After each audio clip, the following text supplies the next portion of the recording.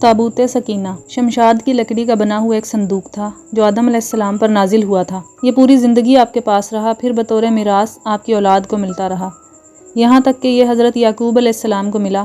اور آپ کے بعد آپ کی اولاد بنی اسرائیل کو ملا، اور بعد میں یہ حضرت موسیٰ علیہ السلام کو ملا جس میں وہ اپنا خاص سامان اور تورات شریف رکھا کرتے تھے۔ یہ بڑا ہی مقدس اور بابرکت صندوق تھا۔ بنی اسرائیل جب کفار سے جہاد کرتے اور ان کو شکست کا ڈر ہوتا تو وہ اس صندوق کو آگے رکھتے، تو اس صندوق سے ایسی رحمتوں اور برکتوں کا ظہور ہوتا کہ مجاہدین کے دلوں کو چین، آرام و سکون حاصل ہوتا، اور صندوق وہ جتنا آگے بڑھاتے آسمان سے نصر من اللہ و فتح قریب کی بشارت عظمیٰ نازل ہوتی۔ بنی اسرائیل میں جب بھی کبھی اختلاف ہوتا تو وہ اسی صندوق سے فیصلہ کراتے، صندوق سے فیصلے کی آواز خود ہی آتی۔ غرض یہ تابوت بنی اسرائیل کے لیے تابوت سکینہ ثابت ہوا۔ لیکن جب بنی اسرائیل طرح طرح کے گناہوں میں ملوث ہوئے اور ان لوگوں میں سرکشی اور ظلم و جبر کا دورہ عام ہوا تو ان کی بدعمالیوں کی نحوست کی بدولت اللہ کا یہ عذاب نازل ہو گیا کہ قوم عمالقہ کے ایک لشکر جرار نے بنی اسرائیل پر حملہ کیا اور بنی اسرائیل کو تہس نہس کر دیا، ان میں قتل عام کیا اور ان کی بستیوں کو تحت و تاراج کیا، اور متبرک صندوق کو بھی اٹھا کر راستے میں نجاستوں کے کوڑے میں پھینک دیا۔ اس بے ادبی کی سزا میں اللہ نے قوم عمالقہ پر وبا مسلط کی، جس سے طرح طرح کی بیماریاں ان پر مسلط ہوئیں۔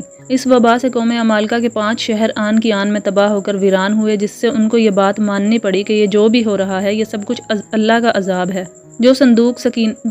سکینہ کی وجہ سے اللہ نے ان پر مسلط کیا ہے۔ ان کی آنکھیں کھولنے میں ذرا دیر بھی نہیں لگی، سو انہوں نے صندوق سکینہ تلاش کر کے بیل گاڑی میں ڈال کر بیل گاڑی کو بنی اسرائیل کی طرف ہانک دیا۔ اللہ تعالیٰ نے 4 فرشتوں کو بھیجا جنہوں نے یہ مبارک صندوق اٹھا کر بنی اسرائیل کے بابرکت نبی حضرت شموئیل علیہ السلام کی خدمت میں پیش کیا۔ اس وقت شموئیل علیہ السلام نے طالوت کو بنی اسرائیل پر بادشاہ مقرر فرمایا تھا۔ اس وقت بنی اسرائیل طالوت کی بادشاہی ماننے کو تیار نہ تھے، اور انہوں نے بھی یہی شرط ٹھہرائی تھی کہ جب صندوق سکینہ آئے تو ہم طالوت کی بادشاہی کی اطاعت کریں گے۔ چنانچہ وہ صندوق ان کے سامنے پیش کیا گیا اور انہوں نے طالوت کی بادشاہی کی اطاعت کی۔